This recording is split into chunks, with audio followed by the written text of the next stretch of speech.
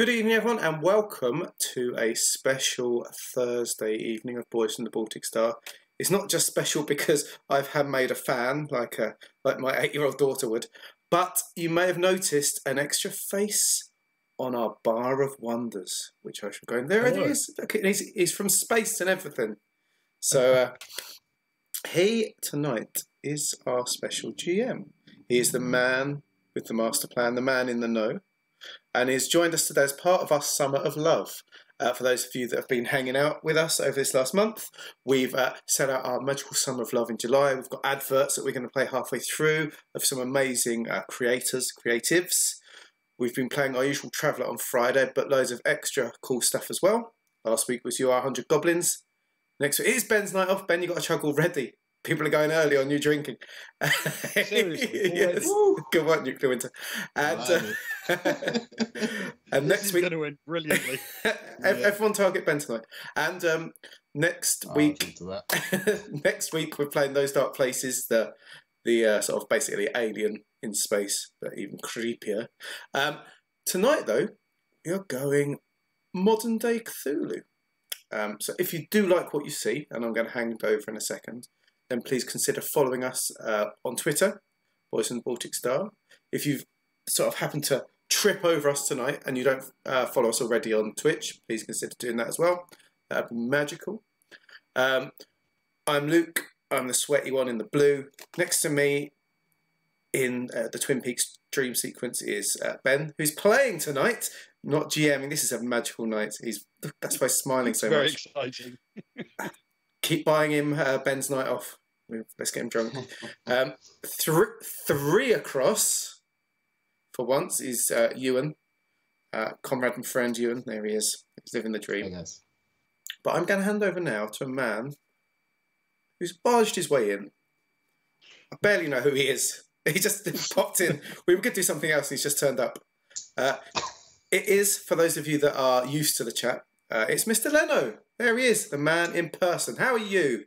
Talk to us. I'm pretty good. Fantastic. I'm pretty good. Thank you very much. And hello, everyone. And Good evening. Good evening. Good evening. And, to mix things up a bit, yes, to give Ben his nights off, we're going to be playing a little bit of Delta Green, which is sort of like a modern-day Call of Cthulhu.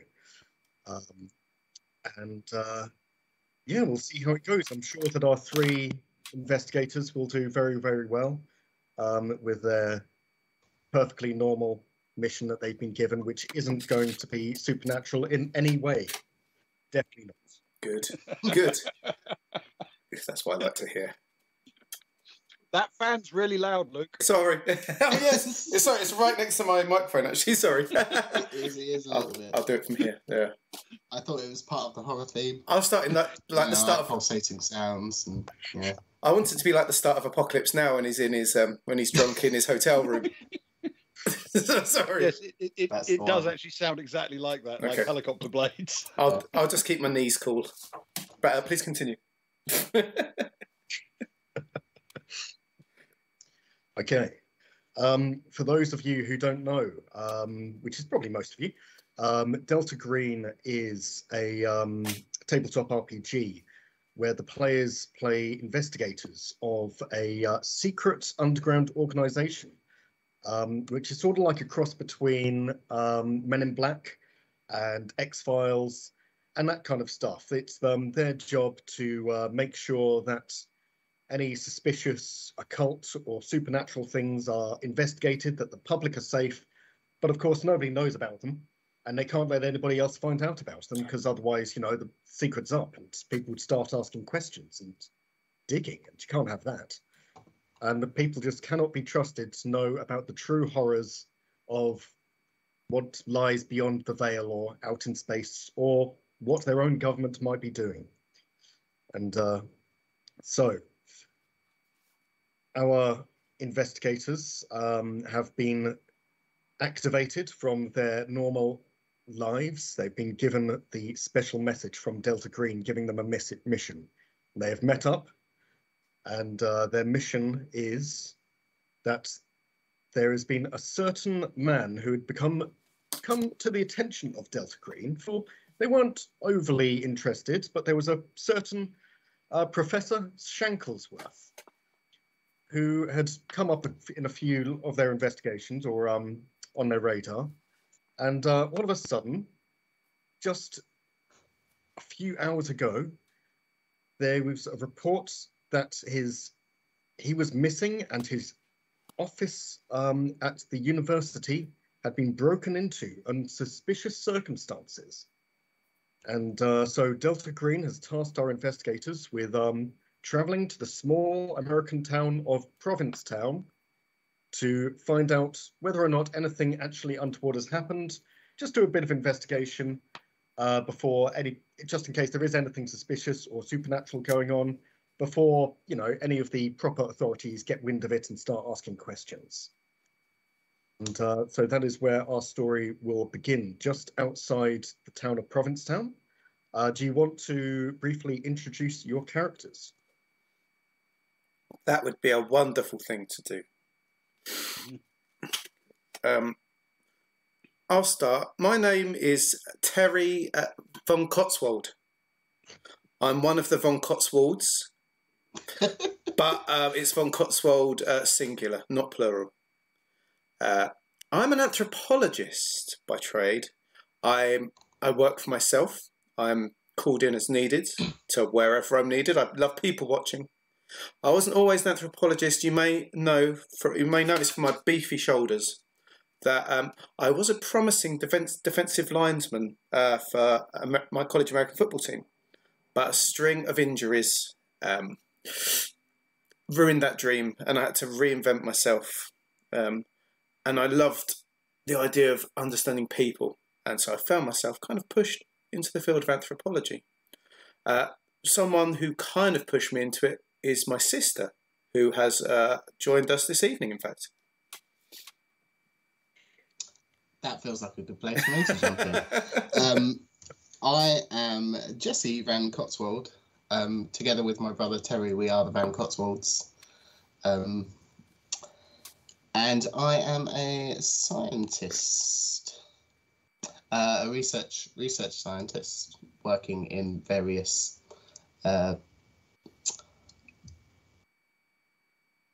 I'm trying to think of the word.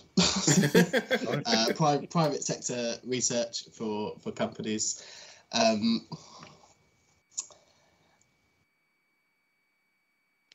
Yeah, and I think that's pretty much what I have.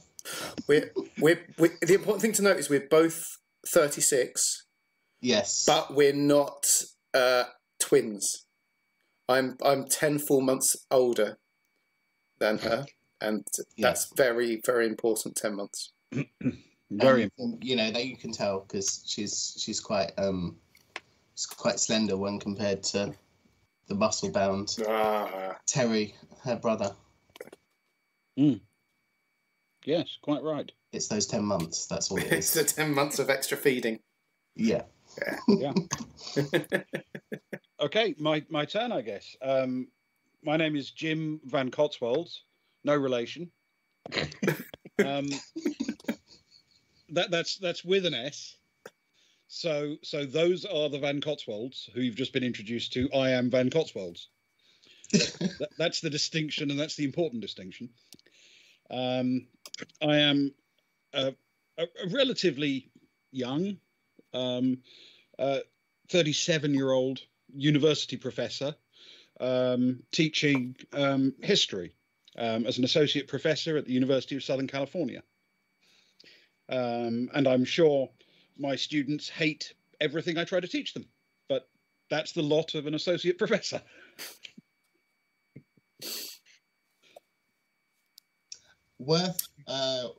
Sorry, Ben, if you're finished, worth pointing out to anybody in chat who's not at our normal Friday night Traveller games, Mr. Leno is quite often in chat spending his points to name NPCs. And a very favoured family of his is the Van Cotswolds family. And we've had a few NPCs or various names that have been dropped into our campaign by Mr. Leno. So we thought we would repay the favour and all play as Van Cotswold, Van Cotswolds, or some combination thereof. So We're the Van Thank you. we're the Van Cotswolds, me and Ewan, but we're Van Cotswold. He's Van Cotswolds, but he's just one Van Cotswolds. Whereas we're two Van Cotswold and the Van Cotswolds. Yes. Some The canon important thing for to you. remember is that the singular Van Cotswolds are actually in plural, Yeah. and the plural one is It's a singular. singular, Singular, exactly. As long as you remember that, you can't go wrong. It's easy when you've got that down.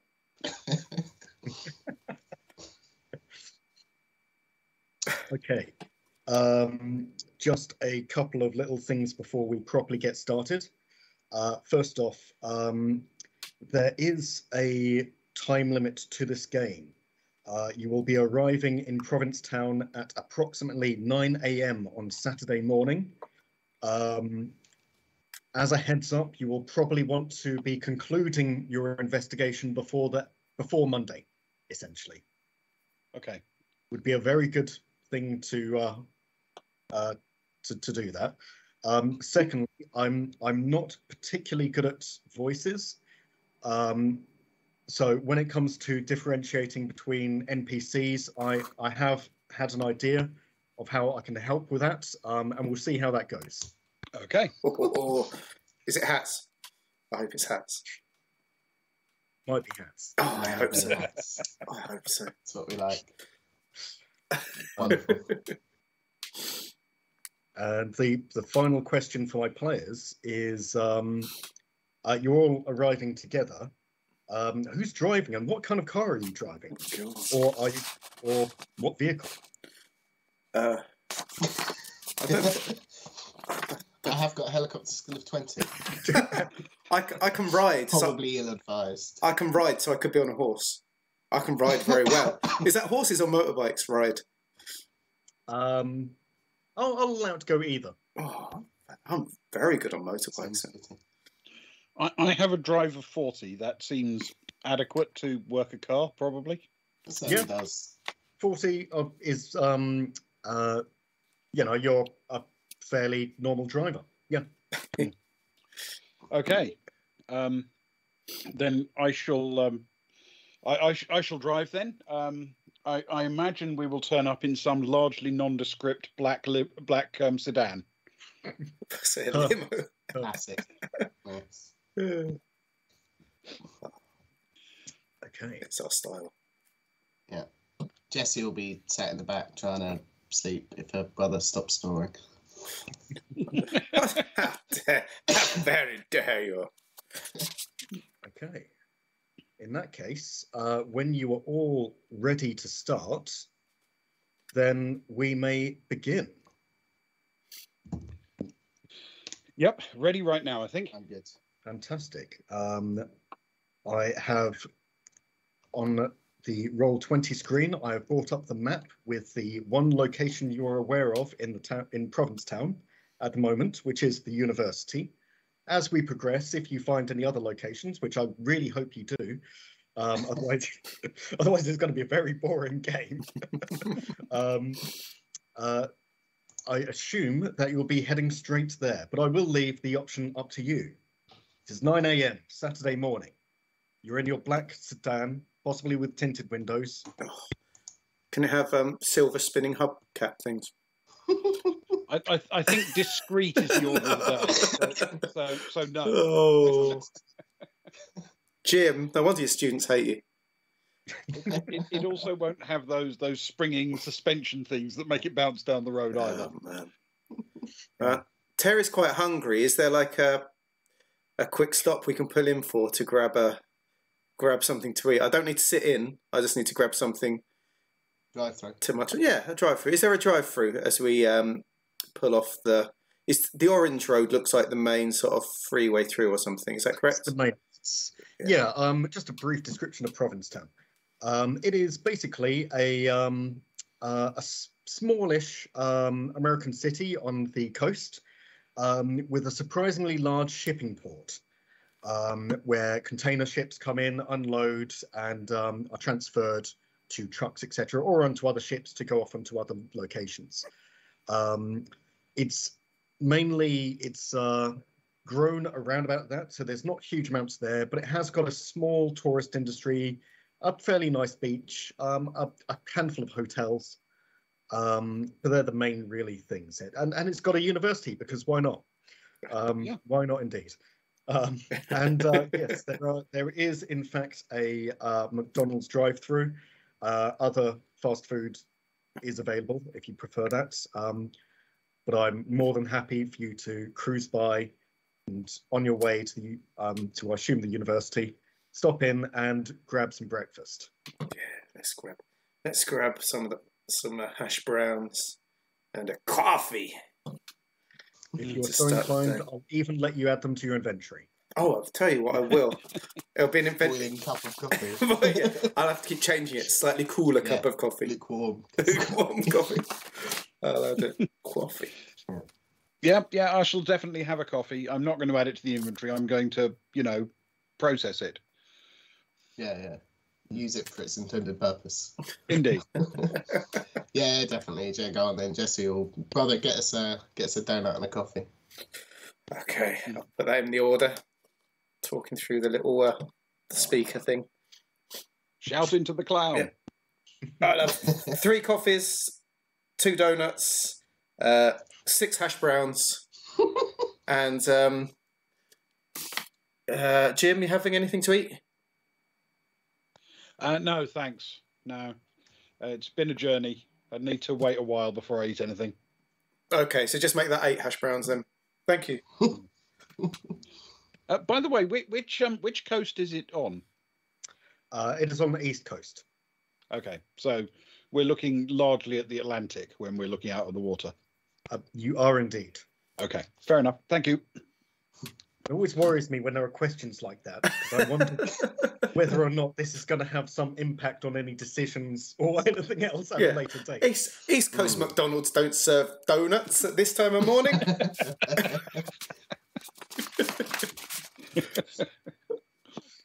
Okay, so you collect your food, you pay for it with your Delta Green burner credit card, which can't be traced back to any of you.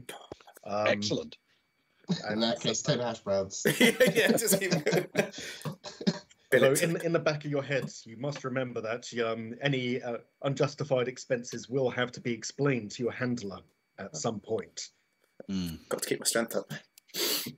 But you're fairly sure this should be okay. Yeah, they'll probably allow us breakfast, I would think. Yeah. Okay. All right.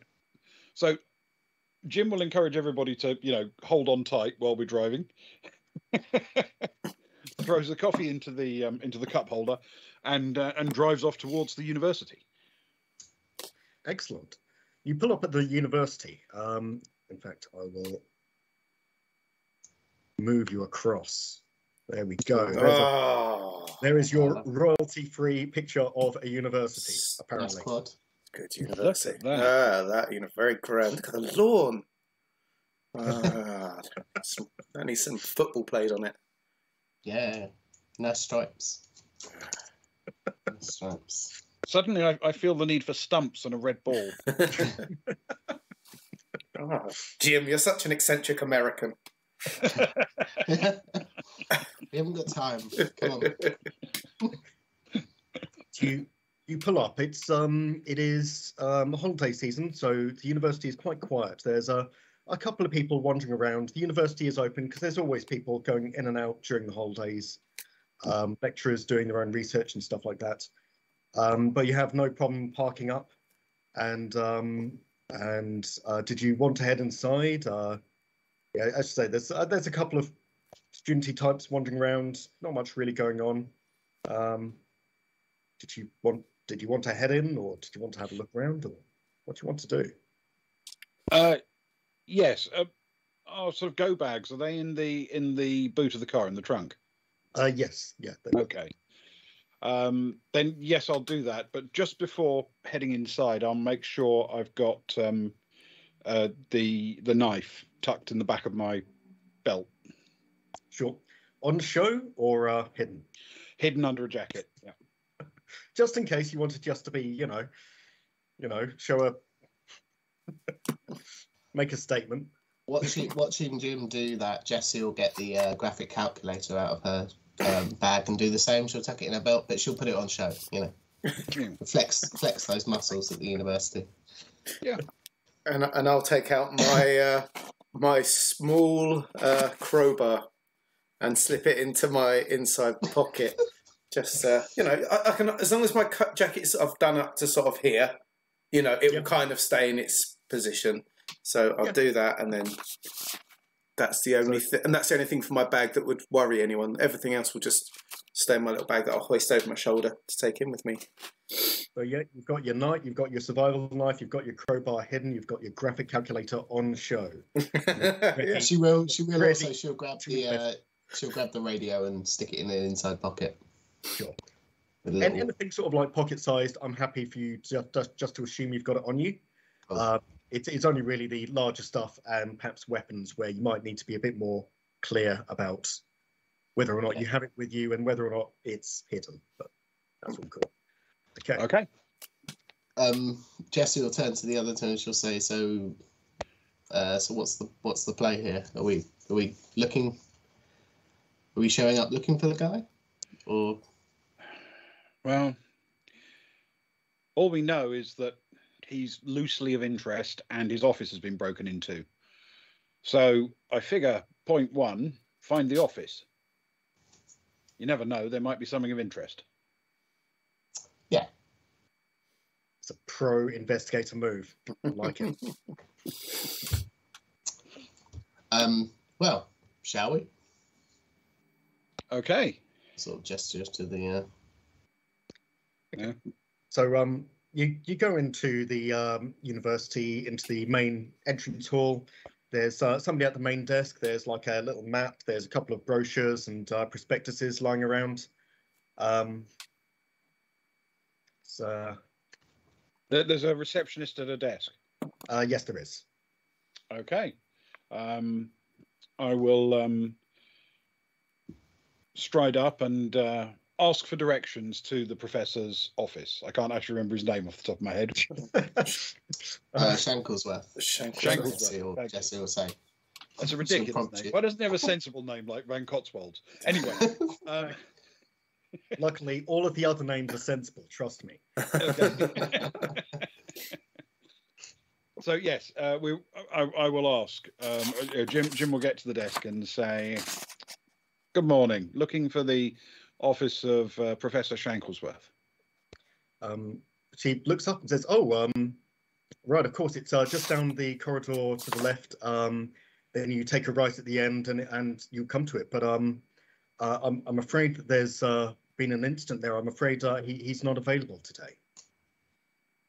But I can take a message if you want to leave it to him and email him for you." I think I've got his email address somewhere. I'll make contact with him. I did have something I wanted to actually leave with him. I don't suppose I could stick it under the door of his office, could I?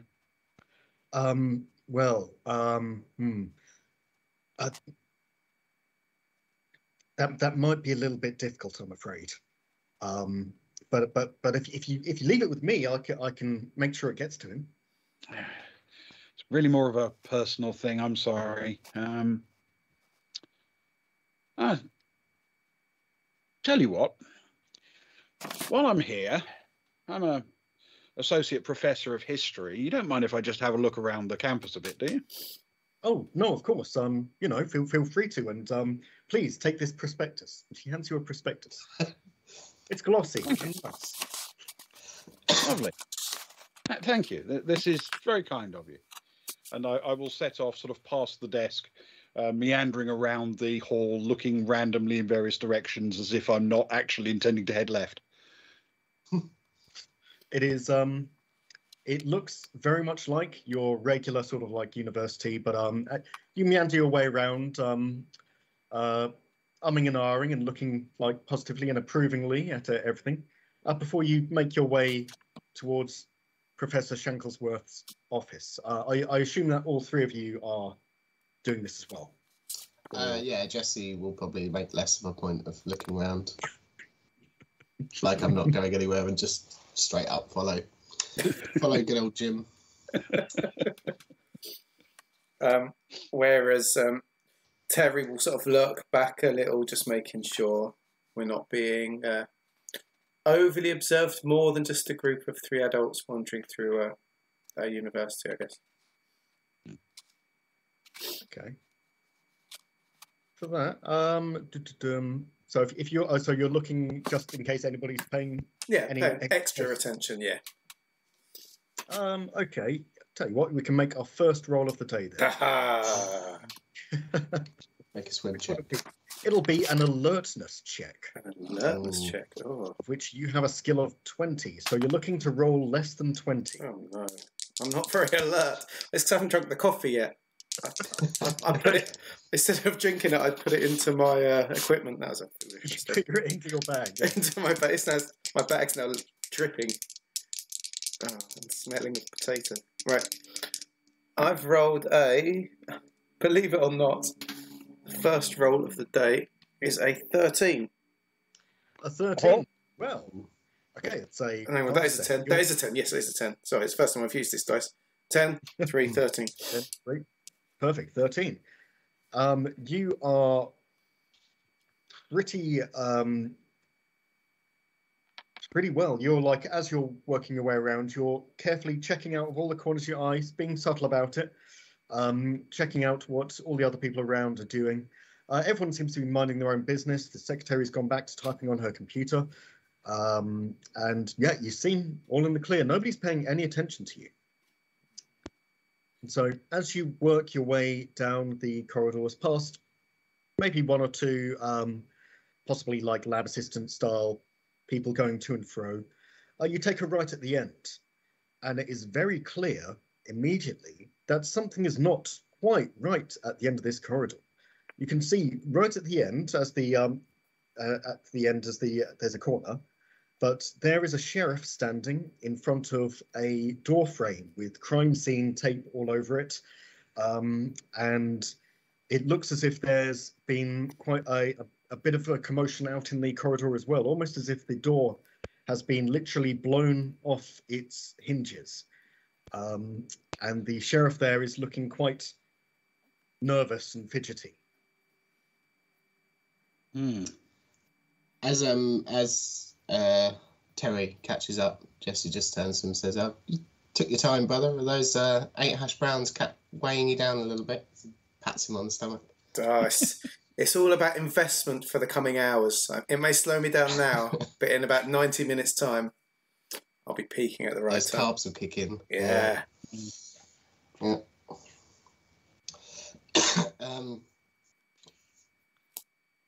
Are we within earshot? Are we sort of how far down the corridor? Sorry. Yeah, that's a fair question. Can we actually have a quick chat before we get close enough to be overheard by the...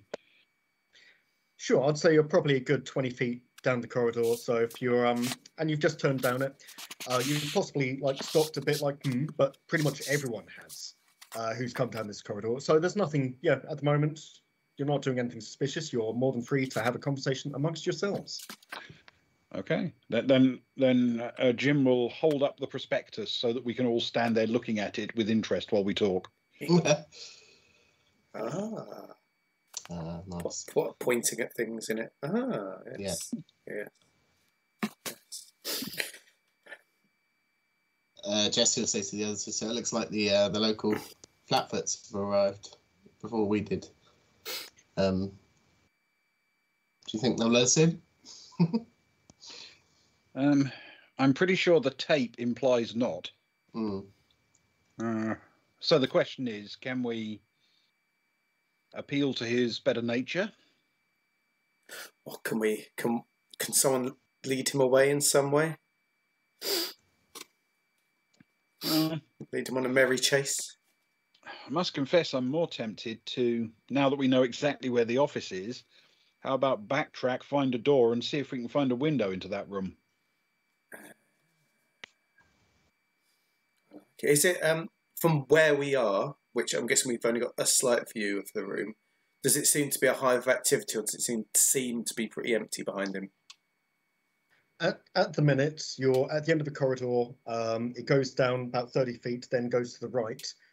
His door is on the left-hand side of that, so you can't really see into it, but you can see that it's there's crime scene tape there.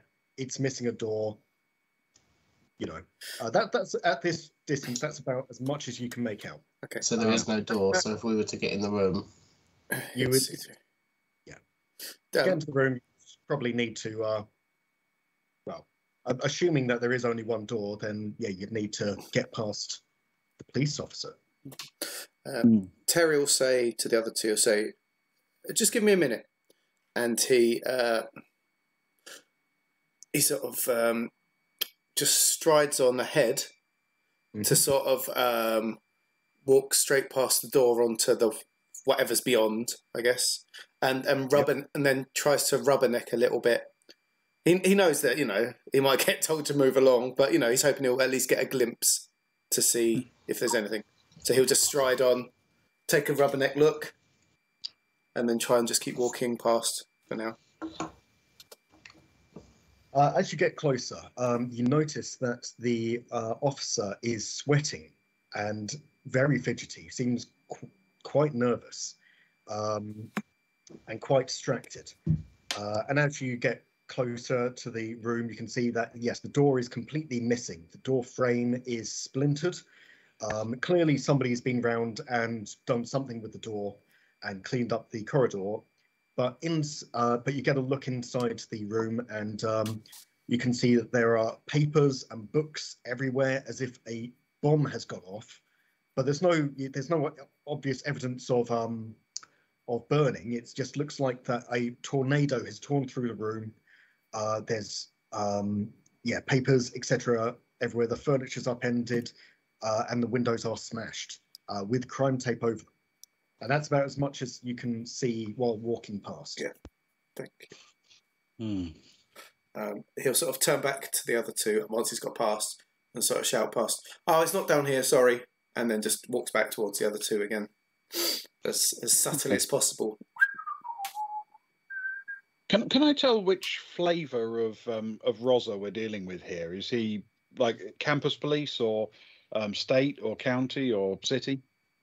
He looks like you're testing my knowledge of American police systems. At this distance, you would say he is from the sheriff's department, so probably local. Okay. But not the sheriff. Right. So maybe a county deputy or something like that. Yeah. Okay.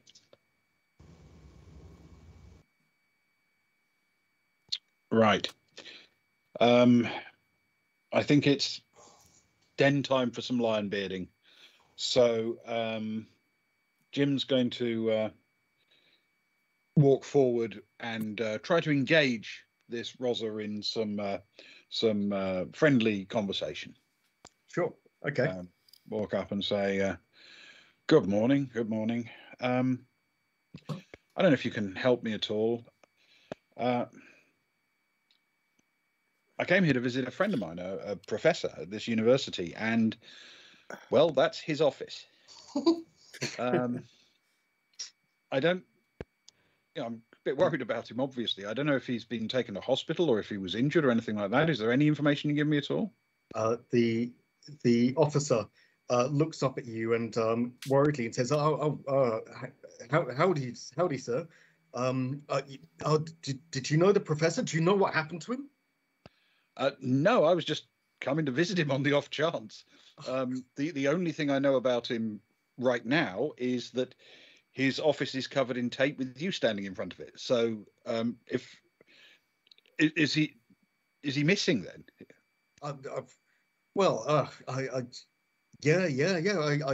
We got the call saying there'd been an incident and nobody could find him, and so we're not sure whether he's injured or. I hope you don't mind me saying, sir, but I'm in pretty bad way about it. You know, it's I haven't got anything to go on at the moment. Yeah, I do sympathise.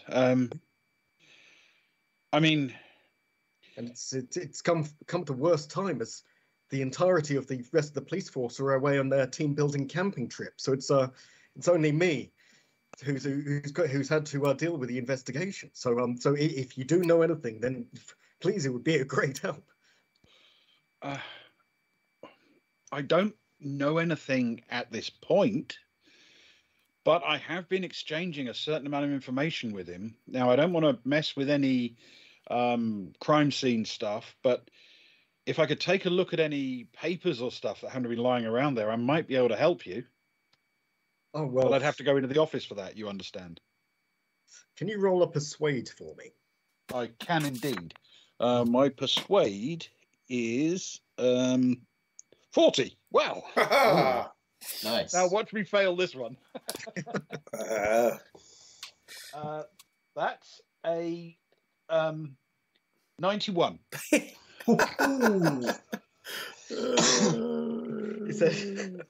He says, I'm awfully sorry, sir, but I would love to for you to be able to help, but I've got to stand guard here,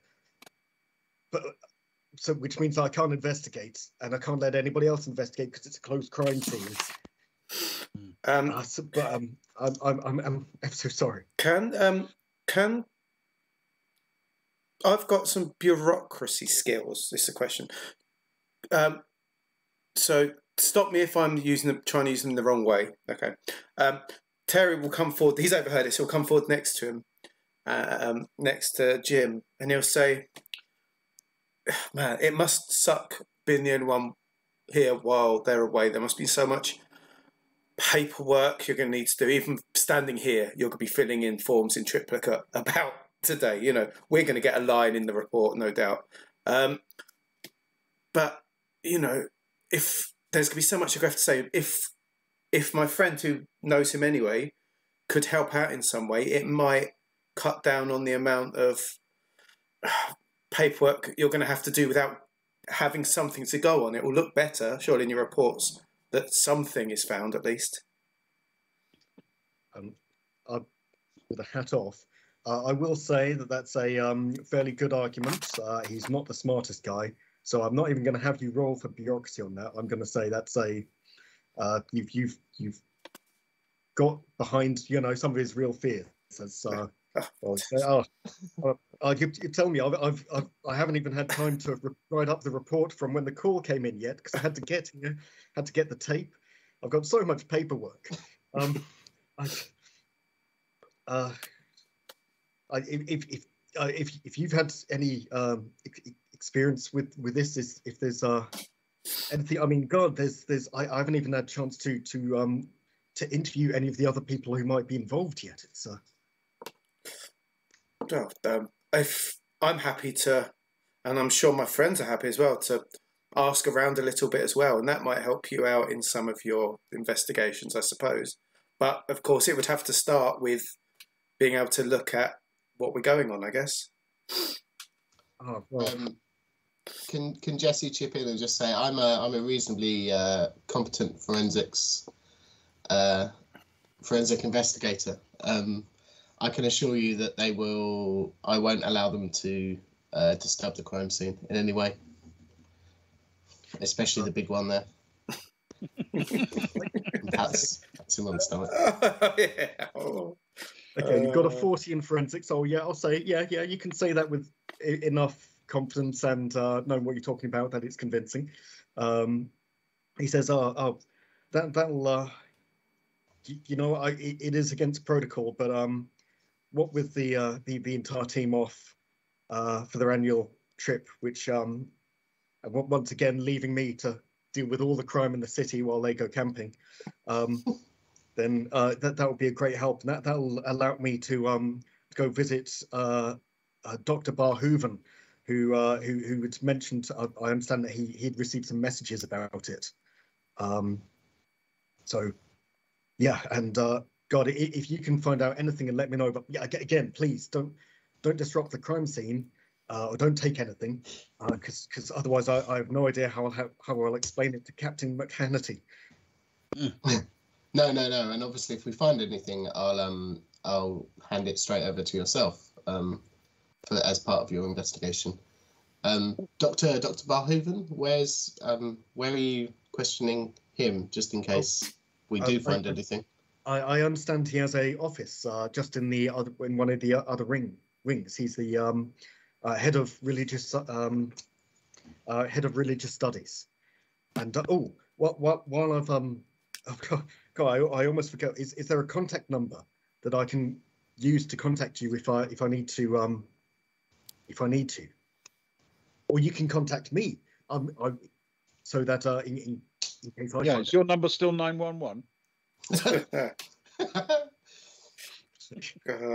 It is, but as this is a bit below, as I shouldn't really be doing this, I'm just in a bit of a bind here. I'll give you my personal cell number. Thank you. That would be appreciated. Jesse would be familiar enough to know that these burner phones, it's quite okay. They're not traceable back to Delta Green either, right? So she could give out the number and it will just be... Yeah. The idea is that after this job, you can just chuck them and they'll be remotely destroyed. Yeah, the numbers are fine. You can give them out. Okay, cool. Jesse will hand over the burner phone mobile number and just say, well, here's my number in case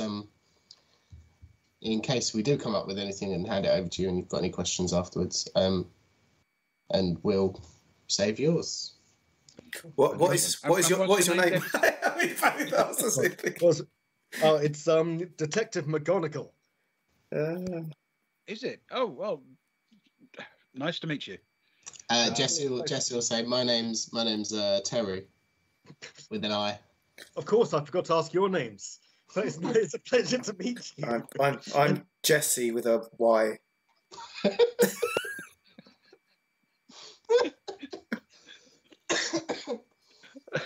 And I'm Carl with a K. But it's spelt with a C, you understand. My surname's with a K. Of course. It's a pleasure. To meet you. And if you don't have any more questions for Detective McGonagall, he's going to head off to Dr. Barhoven's office. No? Okay. No. So, people, is it time to split the party, or do we trust that we can catch up with the Barhoven part later? I reckon we've probably got a few minutes at least while he goes to talk to him. It might be worth having have a look around. I think we've probably all got certain skills for hunting things down. I'd imagine it'll work well together. So, yes, I bring a forensics of nothing. Yeah. I'll be good. But if there's a motorbike to ride in there, I'll be really good at that. There are things I can do apparently. So yes, let's try those. Okay. Yes. Jim will jump inside the damaged office, evading the tape so as not to tear it unnecessarily. It's very courteous of you. Thank you. The detective would be very, very happy to see that when he gets back. Well, yeah.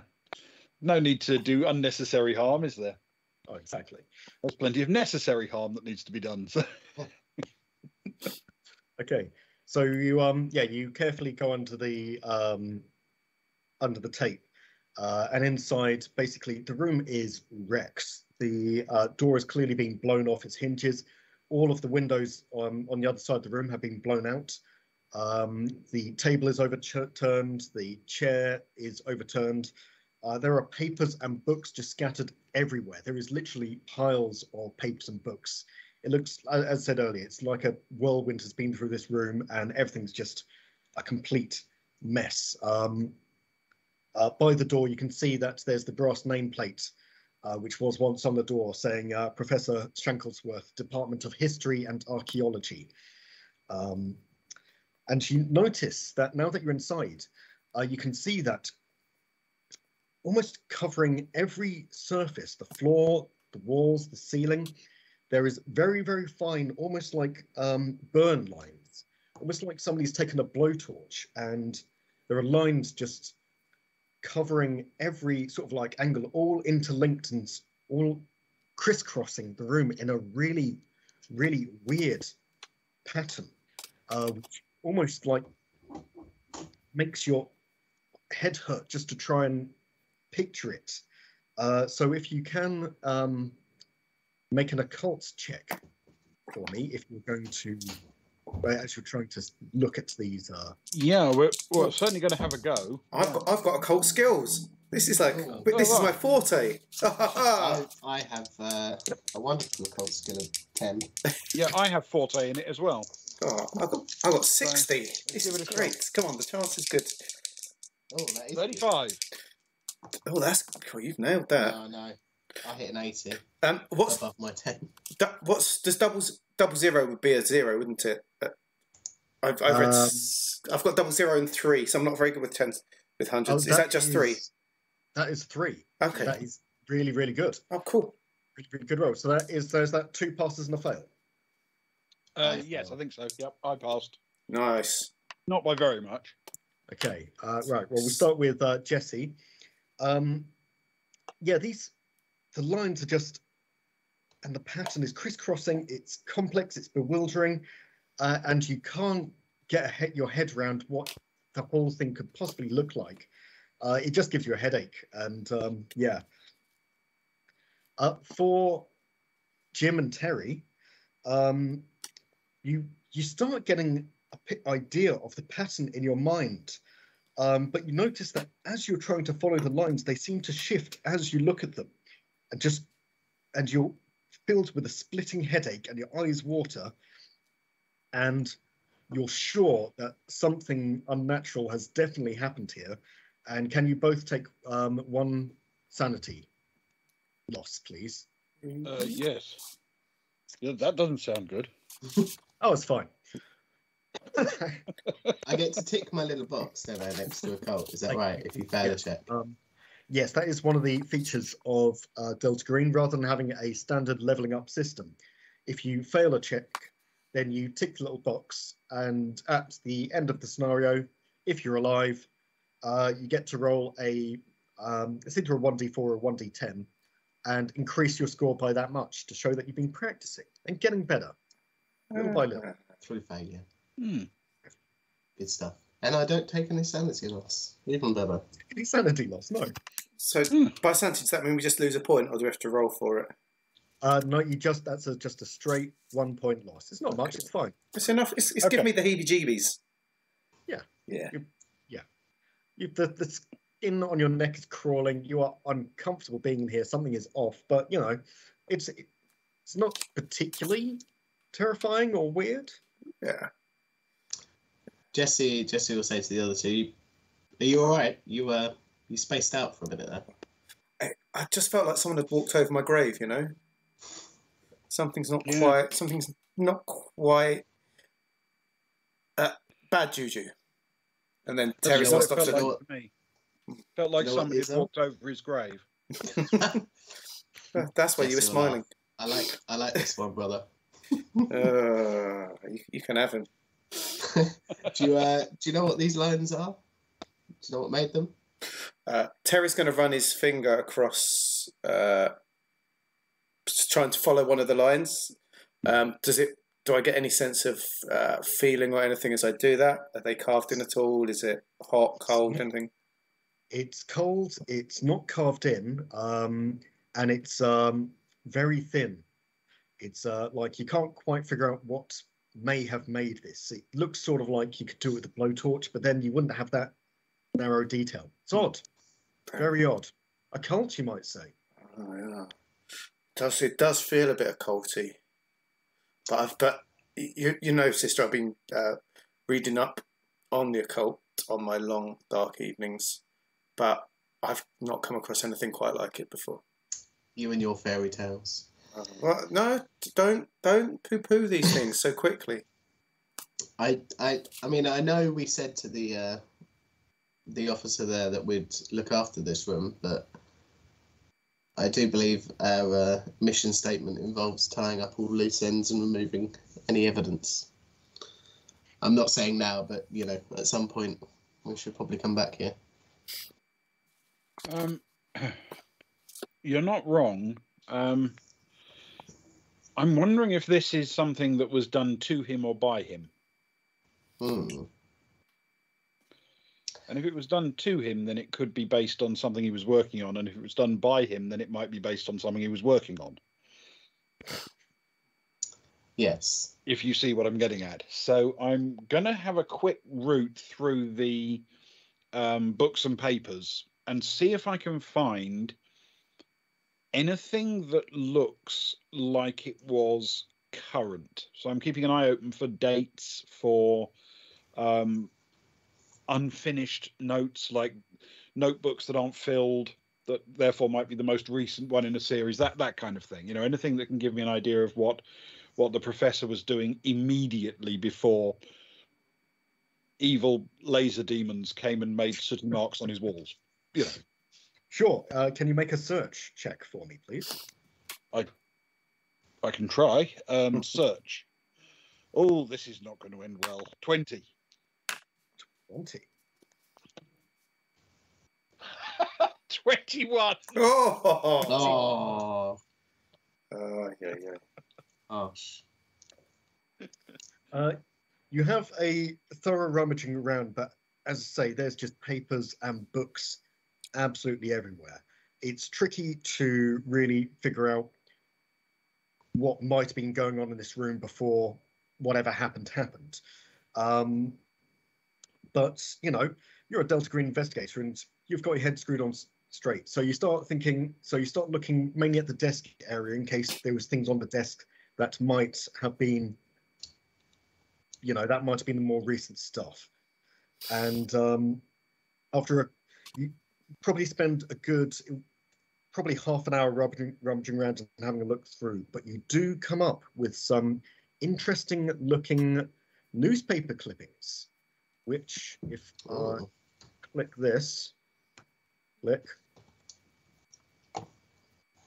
just to read, there's 3 different newspaper articles which seem to have been taken out of the newspaper and then circled as if they were important, which is how they caught your eye. One is dated 8 months ago, and it regards a oil pipeline which is being built. You've heard about it in the news. A trans-Saharan oil pipeline all across the north of Africa, going from one end to the other. A huge undertaking. 7 months ago, you remember seeing something about it in the news, that the construction was unexpectedly halted because they'd found some stuff in the diggings, some ancient ruins, and archaeologists, etc., were kicking up a fuss about how they couldn't build a pipeline straight through it.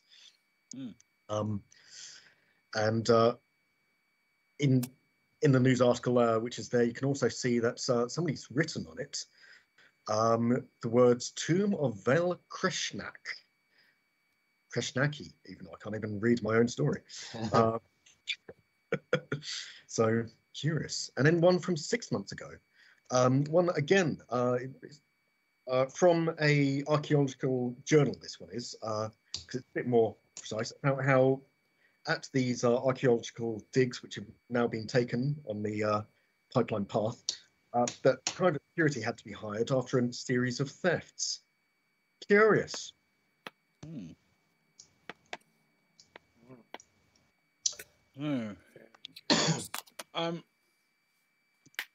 Have I heard of Val Kreshnaki? You have not.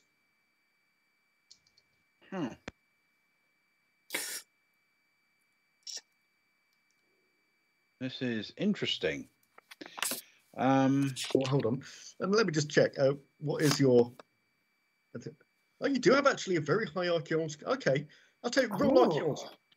Just on the off chance. I forgot it was that high. Yeah, 70. That's oh, wow. Good. Okay. Yeah. Good score. 29. That's pretty low. I'd say it vaguely rings a bell. But this is not possibly something that you've heard about in some sort of like really, really old, sort of like almost like theoretical. There's one of those things which you occasionally hear some of the more out there archaeologists go on about how, oh, they've discovered something and it's all about this ancient, city or whatever it is that nobody has ever heard of before, but they're sure it exists. They're sure it exists, but can't provide any proof. It rings your bell in that kind of like, you wonder whether or not you've heard the name in those kind of circles. That's about as much as you know about it.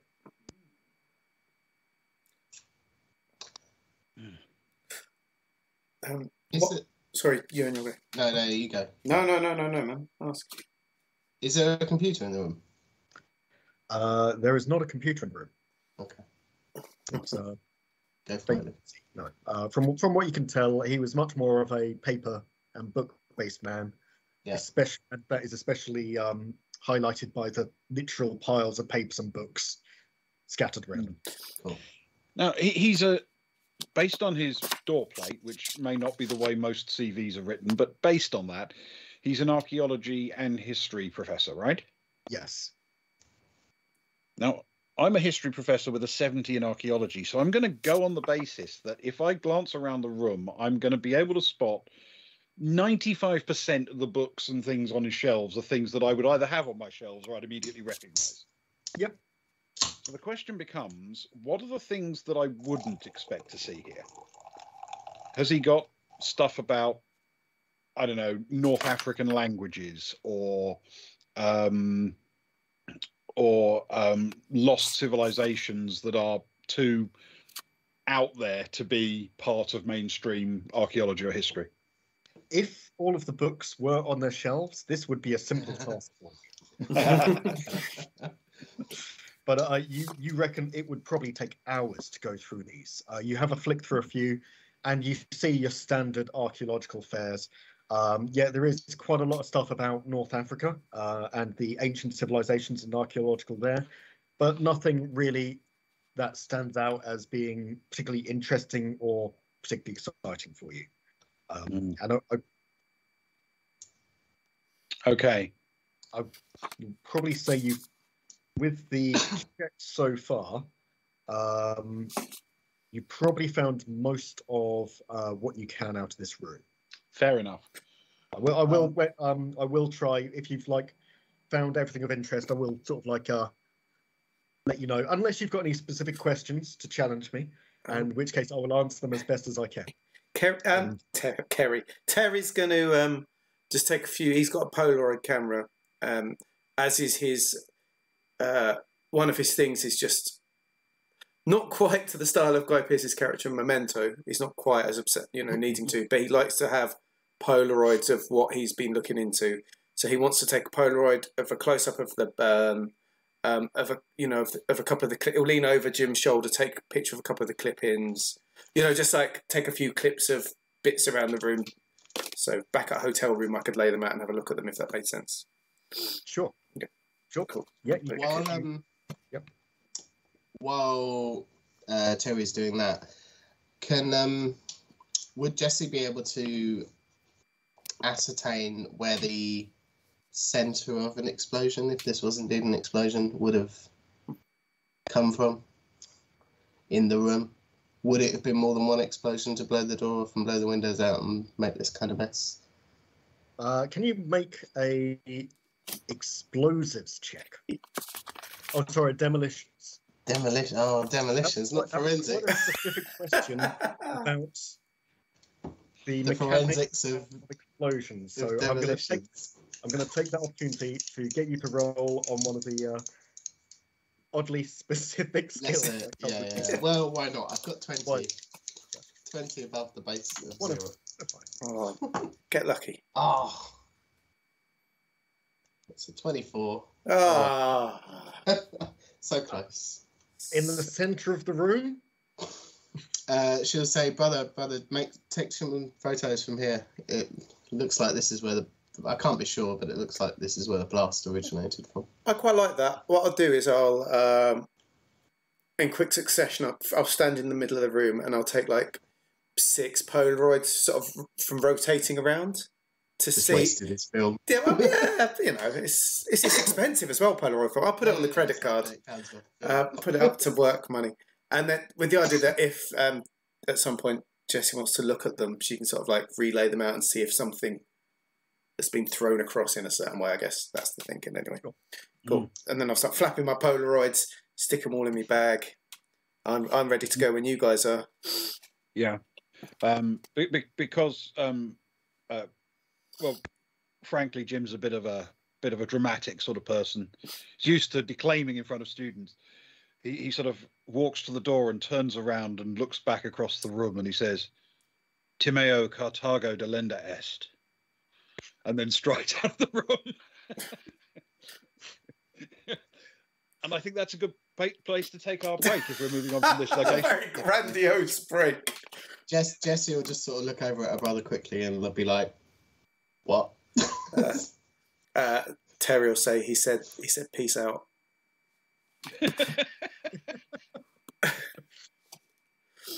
Cool. So that's what we'll do, I guess. It seems like a scene end. So we'll take a 5-minute break. I'll flick some adverts. Please hang around if you're watching. Like, grab a drink or loo or whatever, but please come back and have a look at some wonderful adverts from some wonderful creatives. Next lose our sanity as well. Yeah, and then be back in about 6 or 7 minutes to slowly go mad. Me and Ben already are. Completely insane. Yes. Okay, cool. Let's take a break. I'm muting us now. Thank you all.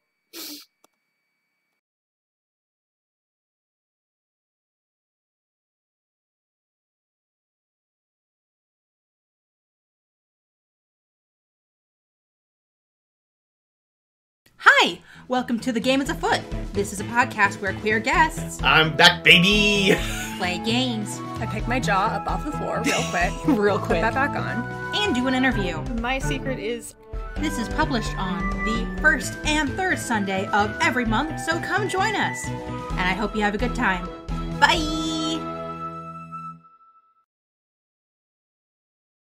Are you the kind of person or unspeakable nightmare horror who likes actual play podcasts, but occasionally wants a break from all the high fantasy heroics? If so, you should check out Negative Modifier, an actual play podcast that specializes in darker, more mature games. You can find us on YouTube, Twitch, and more or less anywhere else podcasts can be found.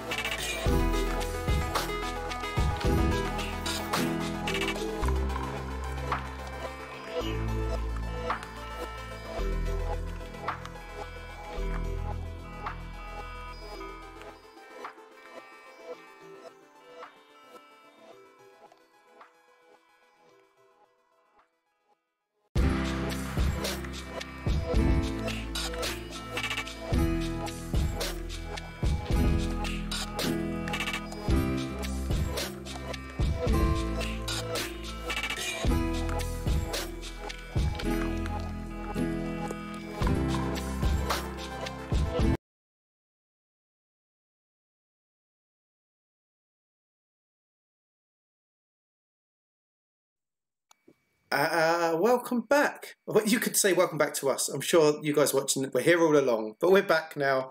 Thank you for staying and watching the adverts, and I hope you're all refreshed and ready to go back at the University of Provincetown as we hunt down Professor Shanklesworth with the help of with the help of Detective McGonagall, the most hated man in the force. Yep, the only one who doesn't get invited to the barbecue. Yeah. Yeah. But to be fair, he was terrified by a dishevelled room, so you know. It's can be quite scary. What is scarier than an empty room? Oh, that's quite deep. That's quite philosophical question there. Speaking of that, Detective McGonagall returns. Call his name and he'll come. Oh no. He says, you're still here. Okay, excellent. Did you find anything? He's got his little notepad and paper out. Jessie will take lead, I guess. She blagged the forensics, and she'll say, in all honesty, I've never seen anything like this before in my life. Me neither. I mean, I believe if it was an explosion, I can't even tell that. Obviously, I've got no kit with me. But I believe that would have started in the centre of the room. And she gestures vaguely over that way.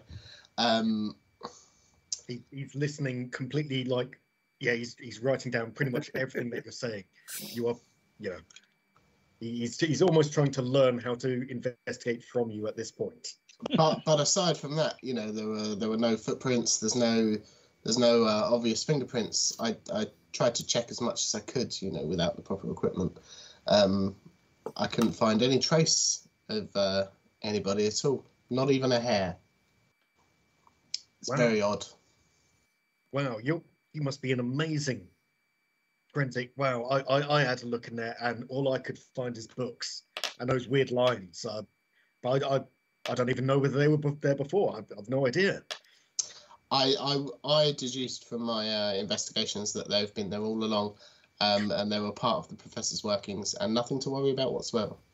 Right, of course. Yeah, of course I can see that now, and you can see him dutifully writing it down in his notebook. You can tell by the aging. She starts pointing at something, the wooden door. You can tell by the aging of the wood around the lines that these are fairly old marks. They haven't been here for very long. Yes. So I deduced that the professor is a little bit crazy, perhaps. That was exactly my finding. Excellent.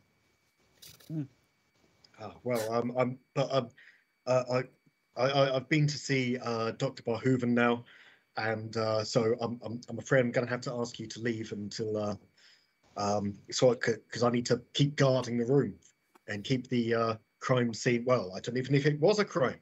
I assume it was secure. And I'd really appreciate it if you don't tell anyone that you had to help me. No, of course. They're all your findings. Sorry, Ben, you go. Yeah, I was just going to ask, did you get anything out of the professor that was useful? Oh, he had some phone messages, and Dr. Barhoeven's quite busy at the moment. Yeah. Okay. So I've written that down as evidence. Yeah, it's important evidence. The man is busy. Yes, you should write that down. If I were you, I'd probably underline it, actually. Oh, my God, man. See him, he underlines it twice. Okay. Yes. Would you like a hash brown before we go? I've got a couple of spare. I would love one. I've been here since 6 o'clock this morning, guarding the scene, but of course, there's nobody to do the investigation, so I'm probably going to be here all day. Well, so yeah, I would love that. Thank you. Take a couple. Yes. Oh, brother, you sneaked those past me. I thought you'd eaten them all already, and she gives him a little clock on the arm. Oh no. No. Terry was saving these for lunch. Always well prepared. Well, thank you very much, officer. We appreciate your kindness today. It's been a worrying time for me with my friend sort of just not being where expected, and as you can imagine, you see his office looking like this. It's very uncomfortable. If we find anything, obviously we'll let you know immediately. That will be very greatly appreciated. And yes, and if would I be able to call you if there's any other investigation that I need you regarding this at the moment? I'd be hurt if you didn't. Yes. Otherwise, God, I can only imagine what Captain McCanity would say if he found out that I hadn't investigated this properly. It's very much appreciated. Jesse will say, of course, if there's if there's any other expertise, forensic analysis you need done, I can write it up and make it look as though you've been doing your homework. So, having been summarily ejected from the professor's room and Detective McGonagall back at his post, where would you like to go? Now, I'm wondering, and I'm not suggesting this is now the time to do it, but I'm guessing the university has a good university library that might have some writings that are useful. Like, Ben, you've got archaeology skills. We've both got occult skills. I've got history skills as well. Mm-hmm. So there's a chance that we might be able to hunt down some useful books and sort of know where to start looking to see if there is any tales of this tomb or Vel Krishnaki. Perhaps. Yeah. I mean, we've got a few potential leads, haven't we? First of all, we got 3 newspaper articles. Now, those were written by people and they were researched by people. So those sources could be tracked down potentially. We've got, as you say, a library, which might provide all sorts of local information here, but also North Africa. And we haven't spoken to Verhoeven yet, which might be worth doing, especially since he's apparently unaccountably busy on a day when one of his professors has gone suddenly missing, which you'd think would be quite high priority for him. Yes. I will just quickly interject here and say that this entire adventure is contained within the town of Provincetown. You will not have to travel to Northern Africa. Good. If you do, things have What gone... We'll be the judges of that. How much can we put on the company credit cards? I've got a pulsing skill and I'm not afraid to use it. When you say we won't be required to, that doesn't mean we won't track this to Antarctica. We'll find a way. Never go to Antarctica in anything Cthulhu based. You will have to wait for part 2 of the sequel to this scenario. Very well. Okay, so there are a couple of other things we should be looking at, I think, one of which is our missing professor has presumably digs either on the university campus or in town, and we should probably investigate there as well. Yeah. Cool. Let's list. So, Prof's house or apartment. We've got the Dr. Verhoeven. We might research in the Vel Krishnaki if there's a lead there to find out a bit more about that. So that's 3. And was there anything else? So Professor's house, Dr. Verhoeven, the stuff that the cuttings pulled up. Yep. Yeah. Yeah. Basically the newspaper articles might, the news. The people who wrote them or researched them or the reason that those particular ones are of interest might be trackable. Okay. Yes, the university library, we should look for Krishnaki. Yeah. Sorry, Val Krishnaki. It's impolite just to use the surname. We've got potentially the professor's digs. We've got to talk to another professor and maybe even go and visit his digs if we can find out where they are. So I guess the question becomes, where do we want to start? It's a good question. It is 10 a.m. on Saturday. 10 a.m. on Saturday. But I wondered, the library can be done at any time, theoretically, until they kick us out. But we know where Verhoeven is now. So maybe it is a case to go. At If least it's now. time sensitive, let's start with him or her Yeah. or them. Them. Yes. Wonderful. Okay. So you get some directions from Detective McGonagall. You can pretty much just ask him and he will tell you. At this point, you've kind of like you flagged him as not the sharpest tool in the shed and feeling very much indebted to you for the little that you've told him. And it's a short distance away, but still in the same building, sort of like the other wing. And after working your way there, you come to a very nice oak door, which is shut. It says, Dr. Barhooven, Head of Religious Studies, by appointment only. Serious character. Interesting. Could we make an appointment? Oh, I think you'll find we already have one. Terry likes it when you take charge. It's got to be worth trying, just knocking on the door and seeing what happens, hasn't it? Yeah. An authoritative knock. Jim will apply an authoritative knock to this solid door. And, you hear a gruff voice coming out saying, "Yes." Then Jim will open the door and sweep inside.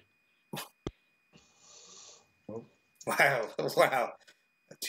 Jim's got he's got presence. The confidence of youth, brother. See ya. Wait, A portly looking chap. you could at least have put a costume on. He doesn't even look up. He is engrossed in books. And he has at his desk a oh god, why have I decided to do this? He has got a ginger beard, balding head, a pipe which isn't lit, and you can see he's working. He's got plenty of papers, and says, "Yes, what is it?" Thank you for seeing us at such short notice. Do you have an appointment? Apparently. So we really do need to talk to you about your colleague, whose office seems to have more or less self-destructed and is now being guarded by a police officer. Now, we've been empowered by the police to carry out various investigations on their behalf. And it seems that you might be the next port of call. Show him the photographs, brother. Terry's a little bit pop. He's getting flashbacks to when he was at college with terrifying professors and such like. Because Sydney's like towering over everyone by about a foot. He sort of goes into himself a little bit and just sort of kind of drops a few, with the scorch marks and a couple of those things a bit timidly on the table. Takes a step back, looking down as he does it. Just as we've been in the room. Yeah. Dr. Barhooven takes a quick glance at it, goes back to what he's reading and writing, says, "Look, I've already had that incompetent doofus in here earlier. I barely knew the man. He deals in archaeology. I'm a religious man. I didn't know him closely. He occasionally sent me emails and messages and such. What is it that you want?"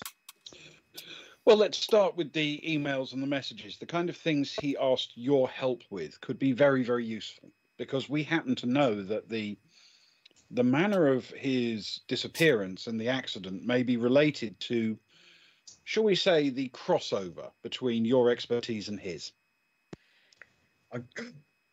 Crossover. There's the guy was at a screw loose. He's probably God knows, he probably puffing laughing gas or whatever it is that these some of these people do these days, and blew himself up. Look, he occasionally send me emails asking for translations of old books or some reference, and or more commonly just try to talk to me about ancient religious history, and it's not my field. My field is modern religion and how it encompasses modern day life. He was an insufferable man, and if I'm perfectly honest, I hope no harm has come to him, but if I never see him again, then it wouldn't bother me. Modern religion, have there been any, you must know your town well, are there many religious groups around town? Any that, take away your big 3 or 4, are there any other interesting modern religious groups around? In Provincetown? Yes. There's the church run by, oh my God, sorry, I've got my papers out of order here. I'm sorry, I'm very busy with marking these essays. Here it is.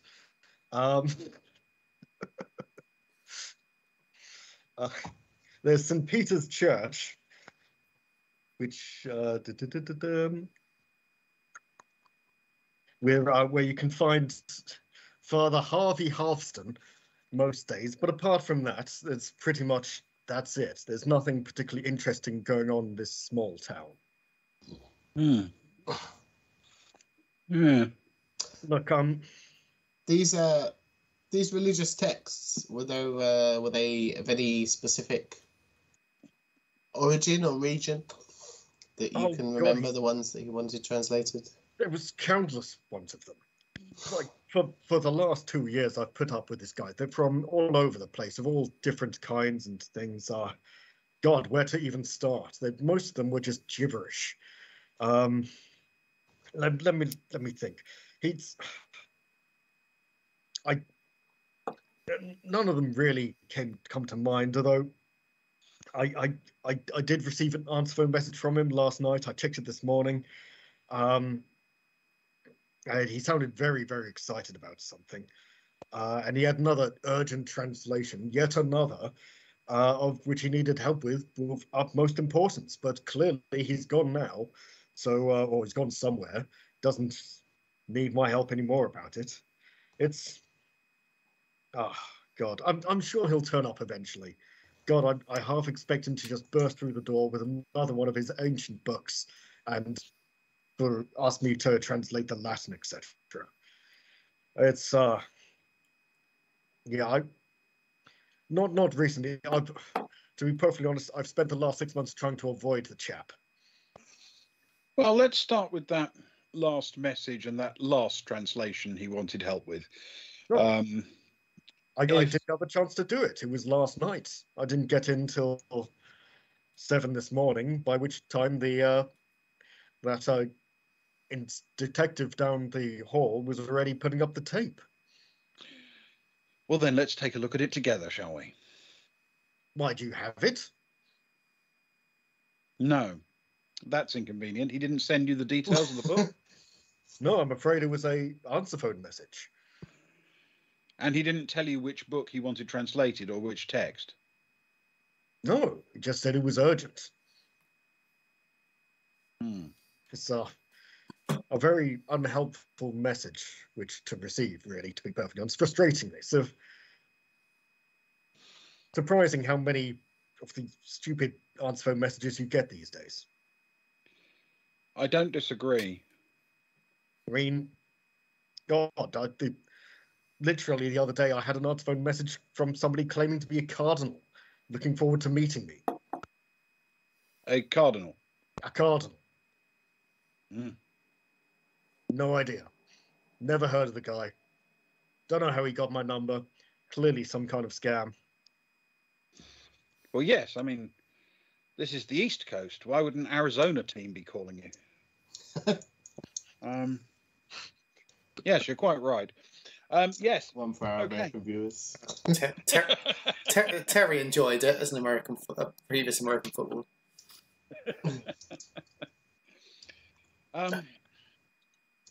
So we've got essentially a group of messages that he sent you by answer machine and a few translations that he asked of you. Did you actually do any translations for him? Oh, I've done translations in the past, mostly old stuff, like some deep sea scrolls, kind of like things like that. It's nothing of note. Hmm. Can Terry use his sort of anthropology skills to see if he seems to be holding anything back, or he sort of, apart from being a bit grumpy with us, turning up? Is there anything in his face that suggests that, it's not the whole truth? You can make a roll. You want to use anthropology? Yeah, sure, go for it. Make a roll. Yeah, that's what I want to use. Sounds good. I'm people watching. See what it's like. For a moment, I thought you were going to use your very specific special skill. Oh, I love my micro-expression. I forgot about my specific micro expression skill. I put that in specifically as well. What a fool! Oh well, I would have failed anyway because it's 61 in anthropology, and I can go 50 on that. So I'll tick my little box. He seems frustrated with the amount of marking he's got to do. You get the clear impression he was not a fan of Professor Shanklesworth, and is a bit tired of clearly having to deal with various messages that he's received, and which he seems to think are just a waste of his time. He's got more important things to do, like study the impact of modern religion on the world. Mm. Well, he seems to be honest. As far as you can say, yeah, he's being perfectly honest. He hasn't been holding anything back. He's made it pretty clear that he's not a fan of the professor. Yeah. It's also pretty clear he's not wildly competent at his job. So I'm starting to think we've got about as much as we're going to get out of this guy. So the church is probably worth a visit. I'll add it to the list. For no other reason. Yeah, if for no other reason than they might actually know what a cardinal is.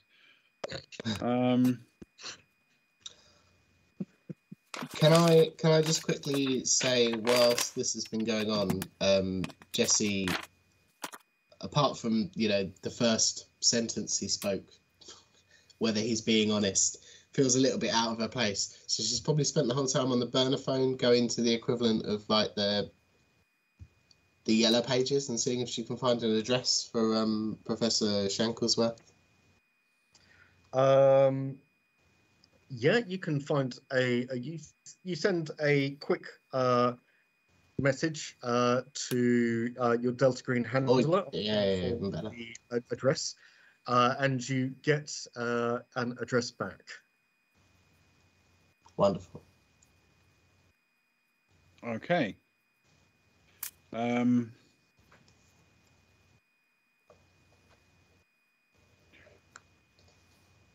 Cool. I'm tempted to say library before we go anywhere else because it's on campus. We're here. Yeah. When things are time limited, you don't want to waste the time rushing to and fro. Yeah, let's spend a few hours in the library, and then let's have lunch. Yeah. Yes. Let's do that. Let's. We can always go to the church for lunch. I mean, they've usually got food, haven't they? Churches. So you're done with Dr. Barhoven? I think we are for the time being. Thank God. Thank you, thank you, my liege. Thank you, Doctor. Thank you for your time. You're a busy man. You're very welcome.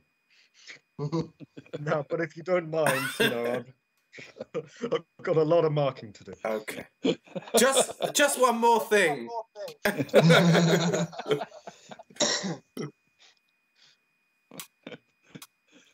Yeah. Okay. So, well, a decent-sized university library. I mean, big universities tend to have lots of libraries, but the sort of best one for archaeology, ancient history, religion, the sort of old humanities, so to speak. Yeah. There is a library on campus. It's not the largest university. By the way, I've moved you to the map now that I've added some extra locations to it for you. Uh-huh. Yeah, it's not the largest library. It's not the largest university. But there is one there if you want to try looking up specific things.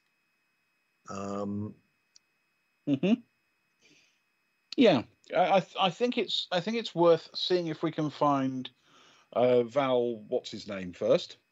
Sure. Okay. Okay, I'll say you make your way to the library. And I will give you the choice of whether or not the skill you want to use is archaeology, bureaucracy, or potentially search. You had me at archaeology. Yeah. And you had me at history. You did say history, didn't you?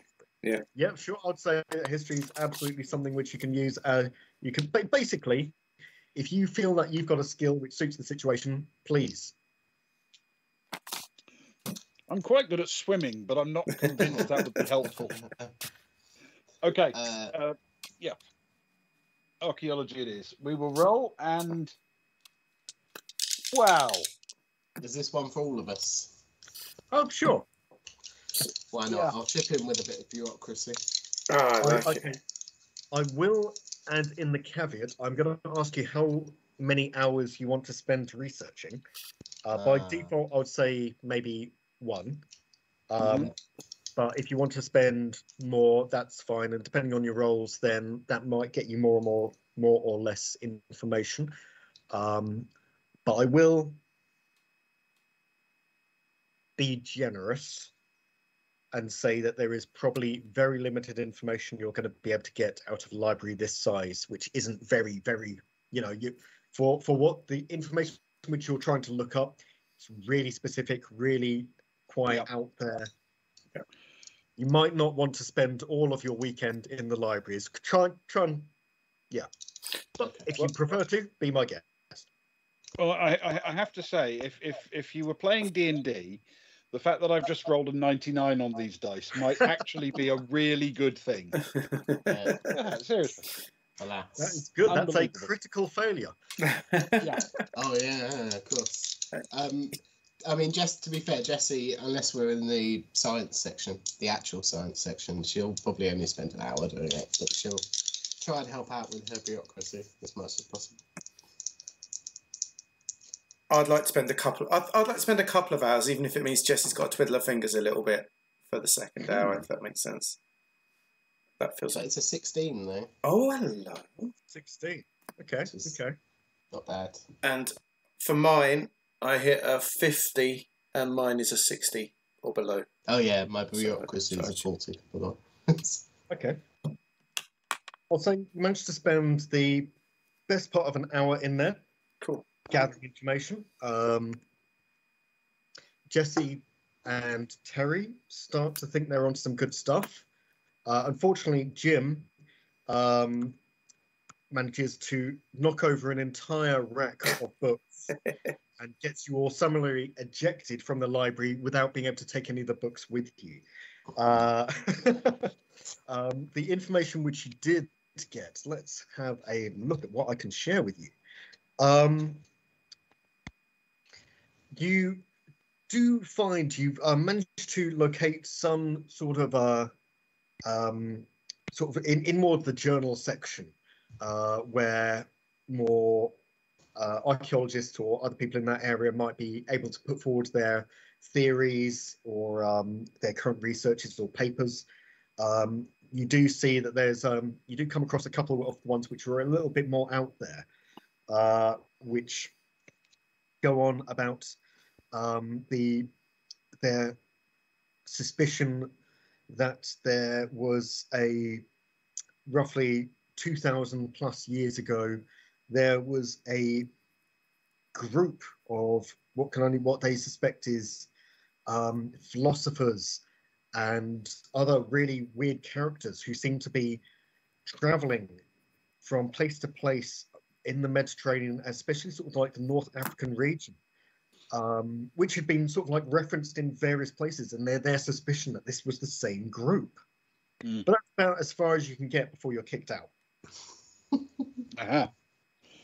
Yeah. I mean, a 99 is some critical failure. Sorry, guys. That was Hey, it's the dice. What can you do? they are the dice of evil, and they do evil. That's all they do. They do evil to me. Yes. So with that, I'll say, having spent roughly an hour in the professor's office, say pretty much half an hour with Dr. Barhoeven, and an hour, maybe a bit more, we'll say you're probably coming up to lunchtime on Saturday. Okay. I'm feeling it. So Say 11:30. Getting snackish. Oh, Well, always snackish. Jess Actually, will say, no. well, that was... Most of you aren't getting snackish. You filled up on hash browns That was just to keep me going, and I gave 2 away. and gave it away. Yeah, definitely. okay. All right. So, standing outside the library as I explain in extremely loud voice that I come from a much better university than this, it's a much more prestigious sort of place, you know, and we've got a proper library. As I'm in the process of doing this, the others can decide whether we go church or the house first, I'm sure. Terry will sort of grab you by the arm and start dragging you away as you're shouting your anger Hold me back. through the door. Go Trojans! Go Trojans! Yes. Come on, Jim. Don't Jess you will worry. grab the other arm and sort of attempt to wake him up. She'll get nowhere. But... Look, you need to settle because we're going to a house of God. Oh, is that the way we're going next? I reckon that makes sense. And you're driving. Yeah. Fair point. If he's driving again and we're going to a church, there's no better time to do the cross on myself.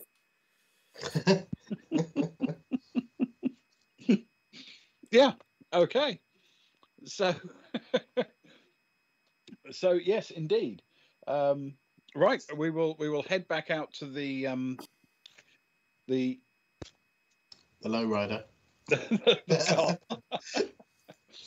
I resist the temptation to say to the receptionist that he or she should definitely move to California and come to work at a much better university, and get out to the car and jump in, and we will drive to the church to follow the directions as given. Yes.